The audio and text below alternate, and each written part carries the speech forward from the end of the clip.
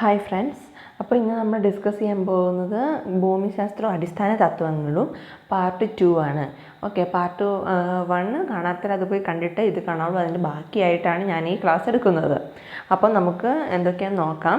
പിന്നെ എല്ലാവരും കൃത്യമായി പഠിക്കുന്നുണ്ട് എന്ന് ഞാൻ വിശ്വസിക്കുന്നു. ഇനി കുറച്ച് ദിവസങ്ങളേ ഉള്ളൂ നമ്മുടെ മുമ്പിൽ.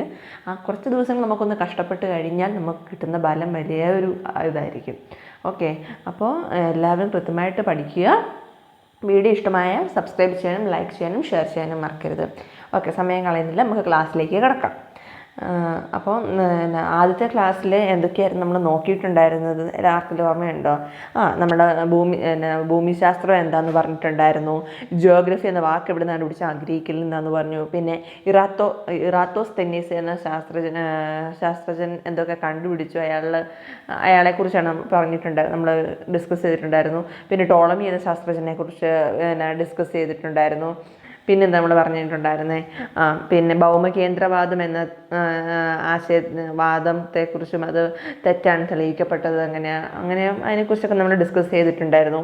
പിന്നെ എന്താണ് നമ്മൾ ഡിസ്കസ് ചെയ്തത് ഓർത്ത് എനിക്ക് പിന്നെ നമ്മൾ ഭൂമി ചുറ്റി സഞ്ചരിച്ച് എത്ര വർഷം കൊണ്ട് ചുറ്റി സഞ്ചരിച്ച് ശാസ്ത്രജ്ഞന്മാർ ആരൊക്കെയാണെന്നുള്ളത് നമ്മൾ കമ്പയർ ചെയ്ത് പഠിച്ചല്ലേ. പിന്നെ ഭൂമിയുടെ ഭാരം ആദ്യമായി കണക്കാക്കിയതായിരുന്നു ഹെൻറി കാവൻഡിഷ്. പിന്നെ നമ്മൾ എന്തായിരുന്നു പഠിച്ചിട്ടുണ്ടായിരുന്നത്? പിന്നെ ഭൂമിയുടെ ചലനങ്ങൾ, ഭ്രമണവും പരിക്രമണവും, അതിൻ്റെ സവിശേഷതകൾ, ഇത്രയെല്ലാവരും നമ്മൾ കഴിഞ്ഞ ക്ലാസ്സിൽ നോക്കിയിട്ടുണ്ടായിരുന്നത്. അപ്പോൾ അത് അത്രയും കൃത്യമായി നോക്കി മനസ്സിലാക്കിയിട്ടേ ബാക്കി ഇപ്പോൾ ഞാൻ പറയുന്ന വീഡിയോ കാണാൻ പാടുള്ളൂ കേട്ടോ. എന്നാലും നിങ്ങൾക്കത് ഞാൻ പറയുന്നത് നിങ്ങൾക്ക് മനസ്സിലാവുള്ളൂ. അതുകൊണ്ട് ഞാൻ ആദ്യം ഇത്രയും നമ്മൾ പഠിച്ചു എന്ന് പറഞ്ഞു തന്നത്. ഓക്കെ, അപ്പോൾ നമുക്ക് നോക്കാം. പിന്നെ നമ്മൾ ഇനി പറയുന്നത് വെച്ച് കഴിഞ്ഞാൽ ഇമ്പോർട്ടൻ്റ് ഇയേഴ്സ് ഉണ്ട്. അതിൻ്റെ അകത്ത് ഇമ്പോർട്ടൻ്റ് ഇയേഴ്സ് ഏതൊക്കെയാണെന്ന് ചോദിച്ചു കഴിഞ്ഞാൽ ലോക ഭൗമദിനം എന്നാണ് ഏപ്രിൽ 22. ഞാൻ ഈ പറയുന്നതൊക്കെ നിങ്ങളുടെ ഡേറ്റ് ഞാൻ പറഞ്ഞു, നിങ്ങൾക്ക് സെപ്പറേറ്റ് ആയിട്ട് നോട്ട് എടുത്തിട്ട് അതിൽ ഡേറ്റ് സെപ്പറേറ്റ് ആയിട്ട് എഴുതണം. എങ്കിൽ നിങ്ങൾക്ക് സിമ്പിളായിട്ട് എക്സാം ടൈമിൽ പഠിക്കാൻ പറ്റും. അല്ലെങ്കിൽ നിങ്ങൾക്ക് ആ സമയത്ത് ടെൻഷനായി കൺഫ്യൂഷനായി അതേതാ ഇതേതാ ഇത് എല്ലാ ദിവസവും ആ ഡേറ്റ് ഒന്ന് ജസ്റ്റ് വായിച്ചു കഴിയും നിങ്ങളുടെ മൈൻഡിൽ അത് സെറ്റായി. അതുകൊണ്ടാണ് പറഞ്ഞത്, ഞാൻ പഠിക്കുന്ന ടൈമിൽ ഞാൻ ഇങ്ങനെയാണ് ഫോളോ ചെയ്തിട്ടുണ്ടായിരുന്നത്. അതുകൊണ്ട് മാത്രമേ നിങ്ങൾക്ക് ഇത് പറഞ്ഞു തരുന്നത്. ഓക്കെ, അപ്പോൾ നമുക്ക് നോക്കാം. ഇമ്പോർട്ടൻ്റ് ഇയേഴ്സ് എന്ന് പറഞ്ഞു കഴിഞ്ഞാൽ ലോക ഭൗമദിനം എന്നാണ് ഏപ്രിൽ 22. മറക്കരുത്, ലോക ഭൗമദിനം എന്നാണ് ഏപ്രിൽ 22. ആദ്യമായി ഭൗമദിനം ആചരിച്ചത് 1970 ഏപ്രിൽ 22. അപ്പോൾ ലോക ഭൗമദിനം ഏപ്രിൽ 22. ആദ്യമായി ഭൗമദിനം ആചരിച്ചത് 1970 ഏപ്രിൽ 22. ഭൗമദിനത്തിൻ്റെ 50-ാം വാർഷികം ആചരിച്ച വർഷം 2020. അപ്പം ലോക ഭൗമദിനം എന്നാണ് ഏപ്രിൽ 22. ആദ്യമായി ആചരിച്ചത് 1970-ലും 50-ാം വാർഷികം ആചരിച്ചത് എന്നാണ് 2020-ലും. ആരും മാർക്കില്ല എന്ന് ഞാൻ വിചാരിക്കുന്നു. ഞാനീ പറയുന്നത് ഇങ്ങനെ റിപ്പീറ്റ് ചെയ്ത് പറയുമ്പോൾ കൂടെ നിങ്ങളും പറഞ്ഞു പോവുകയാണെങ്കിൽ നിങ്ങൾക്ക് ക്ലാസ് അവസാനം ആകുമ്പോൾ പിന്നെ നിങ്ങൾക്ക് പഠിക്കാൻ ആ നോട്ടും കൂടെ എഴുതി പോകണം കേട്ടോ. അപ്പോൾ ക്ലാസ്സിൻ്റെ അവസാനം നിങ്ങൾ വീഡിയോ കണ്ടു കഴിയുമ്പോൾ നിങ്ങൾക്ക് പഠിക്കാൻ വേണ്ടി നിങ്ങൾ സെപ്പറേറ്റ് ഒരു സമയം കണ്ടത് ജസ്റ്റ് ഒന്ന് വായിച്ച് കഴിയുമ്പോഴേ നിങ്ങൾക്കത് മനസ്സിൽ ക്രാക്ക് ചെയ്ത് കിട്ടും. നിങ്ങളൊന്ന് ശീലിച്ച് നോക്കുക കേട്ടോ. ഞാൻ പോകുന്ന ഇൻസ്റ്റിറ്റ്യൂഷൻ ഞാൻ ക്ലാസ് എടുക്കുന്ന ഈ രീതിയിലാണ്. അതുകൊണ്ട് ഞാൻ പറഞ്ഞത് അവിടുത്തെ പിള്ളേരൊക്കെ വളരെ യൂസ്ഫുള്ളാണെന്ന് പറയുന്നുണ്ട്. അതുകൊണ്ട് ഞാൻ ഈ രീതിയിൽ എടുക്കുന്നു കേട്ടോ. പിന്നെ റിപ്പീറ്റ് ചെയ്ത് നിങ്ങൾക്ക് പറഞ്ഞു തരുന്നത്, മൈൻഡിൽ അത് സെറ്റാക്കി തരുകയോ ചെയ്യുന്നത്. ഓക്കെ, പിന്നെ ഭൗമദിന പ്രമേയം എന്ന് പറഞ്ഞു കഴിഞ്ഞാൽ 2023-22 2023-22 എന്ന് പറഞ്ഞു കഴിഞ്ഞാൽ invest in our planet. Okay, ഭൗമദിന പ്രമേയത്തിൽ 2023-22 ഇൻവെസ്റ്റ് ഇൻ അവർ പ്ലാനറ്റ്. 2021 എന്തായിരുന്നു? Restore our earth. അപ്പോൾ 2023-22 invest in our planet. Invest in our planet ആണ് 2023-22. 2021 റീസ്റ്റോർ അവർ എർത്ത്. അപ്പോൾ 2023-22 invest in our planet, 2021 restore our earth. 2020 എന്തായിരുന്നു? Climate action. 2020 എന്തായിരുന്നു? Climate action. അപ്പോൾ 2023-22 invest in our planet, 2021 restore our earth, 2020 എന്തായിരുന്നു? Climate action. 2019 എന്തായിരുന്നു? Protect our species.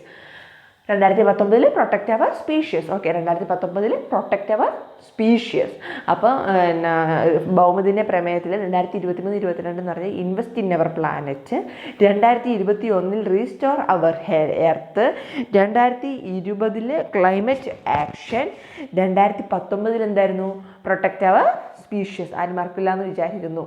അപ്പോൾ നമ്മൾ നേരത്തെ പറഞ്ഞെന്തായിരുന്നു, പ്രധാന ദിനമായ ലോക ഭൗമദിനത്തെക്കുറിച്ച് പറഞ്ഞു. എന്നായിരുന്നു ഏപ്രിൽ 22 ആദ്യമേ ആചരിച്ചത് 1970-ലും 50-ാം വാർഷികം ആചരിച്ചത് 2020-ലുമാണ്. പിന്നെ ഭൗമദിന പ്രമേയം എന്ന് പറഞ്ഞാൽ 21-22 invest in our planet, 2021 restore our earth, 2020 climate action, 2019 planet our species protect our species. Okay, ഇനി നമുക്ക് കുറച്ച് കൺഫ്യൂസിങ് ആയിട്ടുള്ള ഇതാണ്. ഇത് നിങ്ങൾക്ക് ഇച്ചിരി ബുദ്ധിമുട്ടാണ്, എന്നാലും നിങ്ങളൊന്ന് മനസ്സിലാക്കി വെക്കുക കേട്ടോ, മറക്കരുത്. 23-22 invest in our planet, 2021 restore our earth, 2020 climate action, 2019 protect our species. ഇനിയും കുറച്ച് കൺഫ്യൂസിങ് ആയിട്ടുള്ള ഫാക്ട്സ് ആണ്. അത് നിങ്ങൾക്ക് വളരെ സിമ്പിളായിട്ട് പഠിക്കാൻ പറ്റും. ഇമ്പോർട്ടൻ്റ് വെച്ചാൽ എക്സാം ടൈമിൽ നിങ്ങൾക്ക് ഭയങ്കരമായിട്ട് കൺഫ്യൂഷൻ അടിക്കും. അതുകൊണ്ട് ഞാൻ ഇങ്ങനെ പറഞ്ഞേക്കുന്നു. ഓക്കെ, അപ്പം ഭൗമകേന്ദ്ര സിദ്ധാന്തം ആവിഷ്കരിച്ച, നമ്മൾ പറഞ്ഞായിരുന്നല്ലോ, ഭൗമകേന്ദ്ര സിദ്ധാന്തം ആവിഷ്കരിച്ച ശാസ്ത്രജ്ഞനാരാണ്? ടോളമി. ഭൗമകേന്ദ്ര സിദ്ധാന്തം ആവിഷ്കരിച്ച ശാസ്ത്രജ്ഞൻ ടോളമി. നമ്മൾ നേരത്തെ ക്ലാസ്സിൽ, കഴിഞ്ഞ ക്ലാസ്സിൽ ടോളമിയെക്കുറിച്ച് എന്തൊക്കെയായിരുന്നു പറഞ്ഞിട്ടുണ്ടായിരുന്നു, ഓർക്കുന്നുണ്ടോ?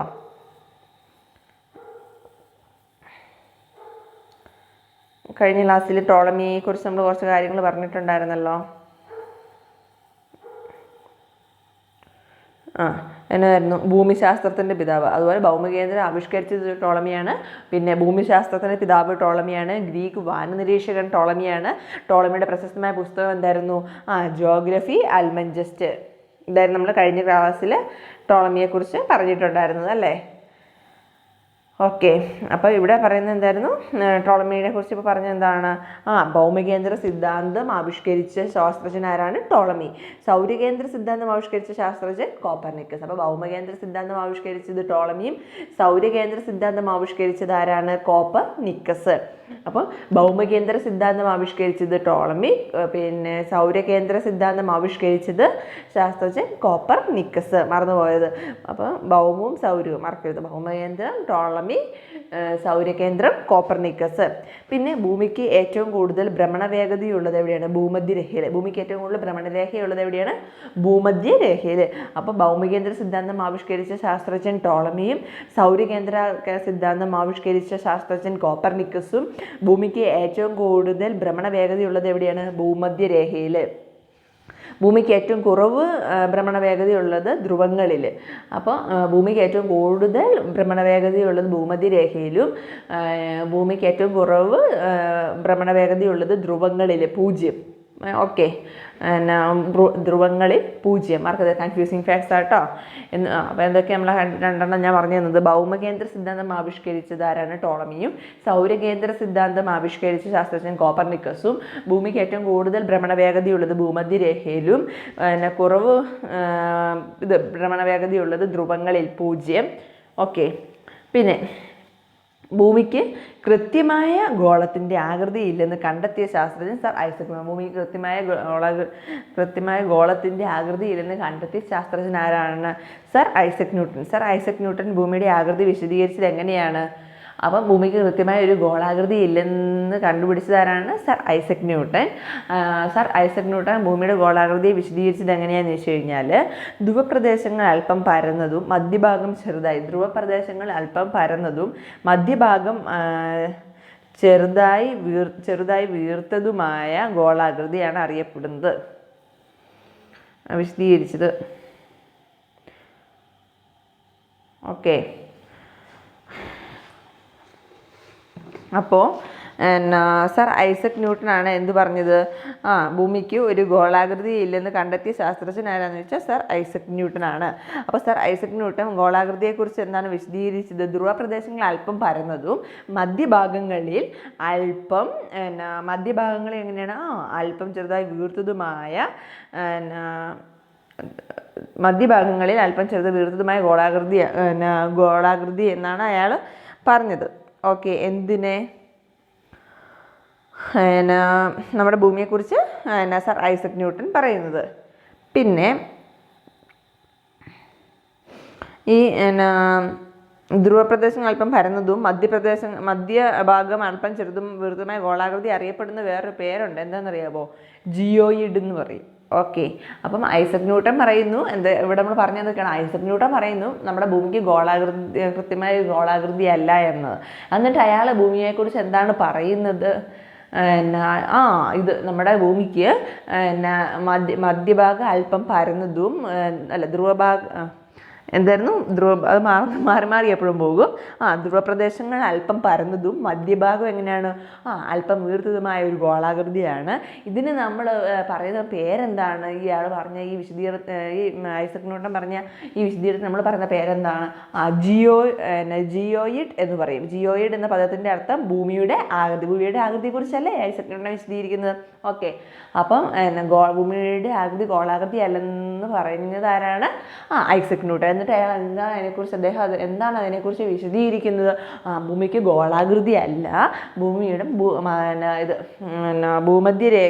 എന്താണ് പറയുന്നത്? ധ്രുവപ്രദേശങ്ങൾ അല്പം പരന്നതും മധ്യഭാഗം അല്പം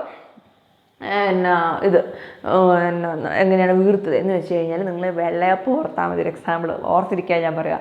അതിൻ്റെ നടുക്കല്ലേ ഇച്ചിരി വീർത്തിരിക്കുന്ന മധ്യഭാഗം വീർത്തതും ധ്രുവപ്രദേശങ്ങൾ അല്പം പരന്നതും. അങ്ങനെ അതൊരു ഓർത്തിരിക്കാൻ വേണ്ടി പറഞ്ഞിട്ട് പക്ഷേ ഇവർ തിരിച്ച് മറിച്ചു ചോദിക്കും. ധ്രുവപ്രദേശങ്ങൾ ഇപ്പോൾ നമ്മൾ പറഞ്ഞ അവിടെ തന്നെ ധ്രുവപ്രദേശങ്ങൾ പരന്നതും മധ്യഭാഗം വീർത്തതും. അവർ നേരെ ജസ്റ്റ് ഓപ്പോസിറ്റ് ചോദിക്കും.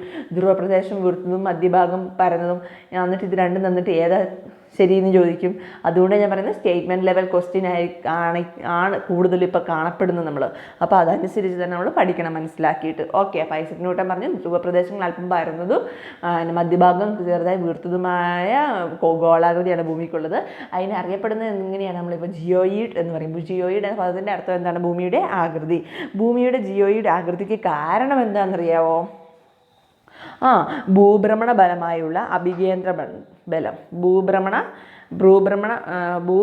ബലമായുള്ള അഭികേന്ദ്ര ബലം മൂലമാണ്. ഓക്കെ, അങ്ങനെ തന്നെ പഠിക്കണം, എന്നാലേ നമുക്കത് കാര്യമുള്ളൂ. ഭൂഭ്രമണ ബലമായുള്ള അഭികേന്ദ്ര മൂലം കാരണമാണ് ഭൂമിയുടെ ജിയോയിഡ് ആകൃതിക്ക് കാരണം.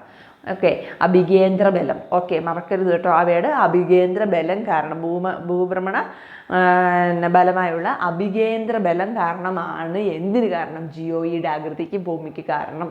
ഓക്കെ, അപ്പോൾ നമ്മൾ അത് പഠിച്ചേ. എന്തൊക്കെയാണ്? നമ്മൾ ഐസക് ന്യൂട്ടനെ കുറിച്ചാണ് പറഞ്ഞത്. ഭൂമിക്ക് ഗോളാകൃതി ഇല്ലാതെ പറഞ്ഞ ഒരാൾ ആരാണ്? Isaac Newton. അയാൾ എന്നിട്ട് ഭൂമിയുടെ ഗോളാകൃതിയെക്കുറിച്ച് എന്താണ് വിശദീകരിച്ചത്? ധ്രുവങ്ങൾ പരന്നതും മധ്യഭാഗം വീർത്തതുമായത്.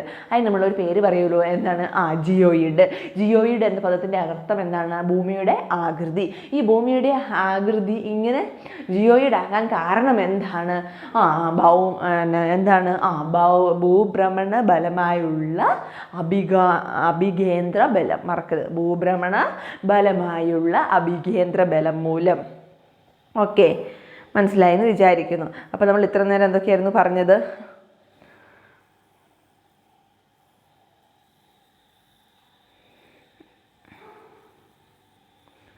ഇമ്പോർട്ടൻ്റ് ഇയേഴ്സ് പറഞ്ഞല്ലേ. ലോക ഭൗമദിനം എന്നായിരുന്നു? ഏപ്രിൽ 22. അത് ആദ്യമായിട്ട് ആചരിച്ചത് 1970 ഏപ്രിൽ 22. നമ്മൾ 50-ാം വാർഷികം ആചരിച്ചത് എന്നായിരുന്നു? 2020. ഇതായിരുന്നല്ലോ പറഞ്ഞത്. പിന്നെ ഭൗമദിന പ്രമേയം എന്തൊക്കെയായിരുന്നു? 2021-22 invest in our planet. 2023-22 invest in our planet. 2021 restore our earth. 2020 climate action. 2019 എന്താണ്? Protect our species. പിന്നെ കൺഫ്യൂസിങ് ഫാക്ട്സ് നമ്മൾ പറഞ്ഞു തന്നത് എന്തായിരുന്നു? ഭൗമകേന്ദ്രം സിദ്ധാന്തം ആവിഷ്കരിച്ചത് ടോളമിയാണെങ്കിൽ സൗരകേന്ദ്ര സിദ്ധാന്തം ആരംഭിച്ചത് കോപ്പർനിക്കസ്. ഭൂമിക്ക് ഏറ്റവും കൂടുതൽ ഭ്രമണ വേഗതയുള്ളത് എവിടെയാണ്? ഭൂമധ്യരേഖയിൽ. പെട്ടെന്ന് അല്ലേ? ഭ്രമണ വേഗത ഭൂമധ്യരേഖയിലും. പിന്നെ നമ്മുടെ ഭ്രമണ വേഗത കുറവുള്ളത് എവിടെയാണ്? വേറെ എവിടെയൊന്നും പറഞ്ഞല്ലോ. എവിടെയായിരുന്നു? ധ്രുവങ്ങളിൽ 0. ഓക്കെ, പിന്നെ മറക്കരുത് കേട്ടോ കൺഫ്യൂഷൻ. പിന്നെ ഭൂമിക്ക് കൃത്യമായ അപ്പം നമ്മൾ കൺഫ്യൂസിങ് ആയിട്ട് എന്തൊക്കെയാണ്? 2 കാര്യങ്ങളാണ് പറഞ്ഞത്. ഭൗമകേന്ദ്ര സിദ്ധാന്തവും ടോളമിയും. സൗരകേന്ദ്ര സിദ്ധാന്തമാരാണ്? കോപ്പർനിക്കസും. പിന്നെ ഭൂമിയുടെ ഭ്രമണ വേഗത കൂടുതലും ഭൂമധ്യരേഖയിലും കുറവ് എവിടെയാണ്? ഇവിടെ എന്തായിരുന്നു, പിന്നെ കുറവ് എവിടെയായിരുന്നു? ധ്രുവങ്ങളിൽ. ഓക്കെ, കുറവ് ധ്രുവങ്ങളിൽ. അതുകൊണ്ടാണല്ലോ ധ്രുവപ്രദേശം അല്പം പരന്നത് നമ്മൾ ഐസക് ന്യൂട്ടൺ പറയുന്നത്. അപ്പോൾ ഐസക് ന്യൂട്ടൺ നമ്മുടെ ഭൂമിക്ക് ഗോളാകൃതി, കൃത്യമായ ഗോളാകൃതി അല്ലെന്ന് ആവിഷ്കരിച്ച് കണ്ടെത്തിയ ശാസ്ത്രജ്ഞൻ ഐസക് ന്യൂട്ടൺ ആണ്. എങ്ങനെയാണ് വിശദീകരിക്കുന്നത് നമ്മുടെ ഭൂമിയെ? ധ്രുവങ്ങൾ പരന്നതും മധ്യഭാഗം വീർത്തതുമായത്. അതിന് പറയുന്ന വേറെ പേരുണ്ടല്ലോ, ജിയോയിഡ്. ജിയോയിഡ് എന്ന പദത്തിൻ്റെ അർത്ഥം എന്താണ്? ഭൂമിയുടെ ആകൃതി. ഈ ഭൂമിയുടെ ആകൃതി ജിയോയിഡ് ആകാൻ കാരണം എന്താണ് എന്ന് വെച്ച് കഴിഞ്ഞാൽ ഭൂഭ്രമണ ബലമായുള്ള അഭികേന്ദ്ര ബലം. ഓക്കെ, ഇത്രയാണ് നമ്മളിപ്പോൾ പറഞ്ഞത്. ഇനി ഭൂമിയുടെ അളവുകൾ ഇമ്പോർട്ടൻ്റ് ആണ്. ഇതിനകത്ത് നിന്ന് എങ്ങനെ വേണമെങ്കിലും ചോദിക്കും, ബൈ ഹാർട്ട് പഠിച്ചേ പറ്റൂ. അതിന് വേറൊരു വഴി നമുക്ക് ഇതിനകത്ത് ഇല്ല. ഓക്കെ, അപ്പം ഭൂമിയുടെ ചുറ്റളവ് എന്ന് പറഞ്ഞാൽ എത്രയാണ്? 40,000 കിലോമീറ്റർ. ഭൂമിയുടെ ചുറ്റളവ് 40,000 കിലോമീറ്റർ. അങ്ങനെ തന്നെ പഠിക്കണം കേട്ടോ, അത് മറക്കരുത്. അപ്പം ഭൂമിയുടെ ചുറ്റളവ് 40,000 കിലോമീറ്റർ. ഭൂമിയുടെ ഭൂമധ്യരേഖ വ്യാസം എന്ന് പറഞ്ഞാൽ 12,756 കിലോമീറ്റർ. അപ്പം ഭൂമിയുടെ ചുറ്റളവ് 40,000, ഭൂമിയുടെ ഭൂമധ്യരേഖ വ്യാസം 12,756 കിലോമീറ്ററും, ഭൂമിയുടെ ഏകദേശ ആരം 6,370 കിലോമീറ്റർ. അപ്പം ഭൂമിയുടെ ചുറ്റളവ് 40,000 കിലോമീറ്റർ, ഭൂമിയുടെ ഭൂമധ്യ രേഖ വ്യാസം 12,756, ഭൂമിയുടെ ഏകദേശ ആരം എന്ന് പറഞ്ഞാൽ 6,370 കിലോമീറ്റർ. 6,370 കിലോമീറ്റർ. മറ്റേത് 12,756. ഭൂമിയുടെ ഭൂമധ്യരേഖ വ്യാസം 12,756 കിലോമീറ്ററും, ഭൂമിയുടെ ഏകദേശ ആരം എന്ന് പറഞ്ഞാൽ 6,370 കിലോമീറ്ററും, ഭൂമിയുടെ ധ്രുവീയ വ്യാസം എന്ന് പറഞ്ഞാൽ 12,713. അപ്പം ഭൂമിയുടെ ഭൂമധ്യരേഖ വ്യാസം എന്ന് പറഞ്ഞാൽ 12,756, ഭൂമിയുടെ ധ്രുവീയ വ്യാസം എന്ന് പറഞ്ഞാൽ 12,713 കിലോമീറ്റർ. മറക്കരുത് അത് രണ്ടുമേ. പിന്നെ ഭൂമിയുടെ ഏകദേശ ആരം എന്ന് പറഞ്ഞാൽ 6,370 കിലോമീറ്റർ. പിന്നെ അപ്പം ഭൂമിയുടെ മൊത്ത ചുറ്റളവ് എത്രയാണ്? 40,000. ഭൂമിയുടെ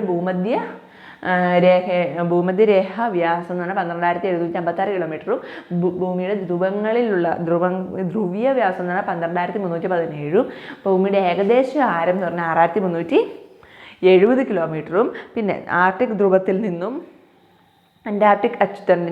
ആർട്ടിക്കിൽ നിന്ന് അന്റാർട്ടിക് അച്ചുതണ്ടിൻ്റെ ലംബത്തിലെ ചെരിവ് 23.5 degree. Okay, Arctic to Antarctica ധ്രുവങ്ങളിലുള്ള അച്ചുതണ്ടിലുള്ള ലംബത്തിലെ ചെരിവ് എന്ന് പറഞ്ഞാൽ 23 ഡിഗ്രി. പരിക്രമണ വേളയിലുടനീളം അച്ചുതണ്ടിൻ്റെ ചെരിവ് നിലനിർത്തുന്നതാണ് അച്ചുതണ്ടിൻ്റെ സമാന്തരത. ഇപ്പോൾ പാരലിസം ഓഫ് ആക്സിസ് എന്ന് നമ്മൾ ഇംഗ്ലീഷിൽ അത് അറിയപ്പെടുന്നത്. അച്ചുതണ്ടിൻ്റെ സമാന്തരത എന്ന് പറഞ്ഞാൽ പരിക്രമണ വേളയിലുടനീളം ഭൂമിയുടെ അച്ചുതണ്ടിൻ്റെ ചരിവ് നിലനിർത്തുന്നതിനാണ്. അപ്പം പരിക്രമണ വേഗതയിലുടനീളം ഭൂമിയുടെ അച്ചുതണ്ടിൻ്റെ ചെരിവ് നിലനിർത്തുന്നതിനാണ് നമ്മൾ എന്ത് പറയുന്നത്? ഇത്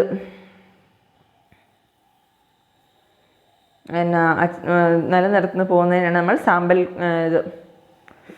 എന്തായിരുന്നു?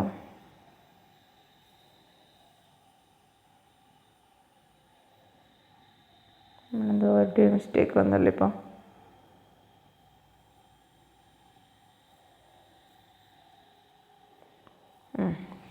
ഓക്കെ, ഭൂമിയുടെ കേന്ദ്രം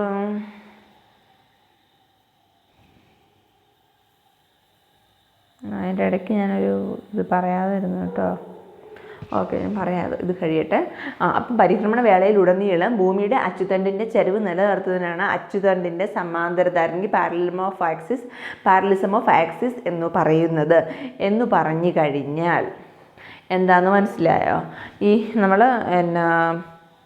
പരിക്രമണ വേള നമ്മൾ പറഞ്ഞിട്ടുണ്ടായിരുന്നല്ലോ, എന്താണെന്ന് ഓർക്കുന്നുണ്ടായാലും ലാസ്റ്റ് പറഞ്ഞതല്ലേ പരിക്രമണം. പരിക്രമണം എന്ന് പറഞ്ഞു കഴിഞ്ഞാൽ ദീർഘവൃത്താകൃതിയിലുള്ള സഞ്ചാരപാതയിലൂടെ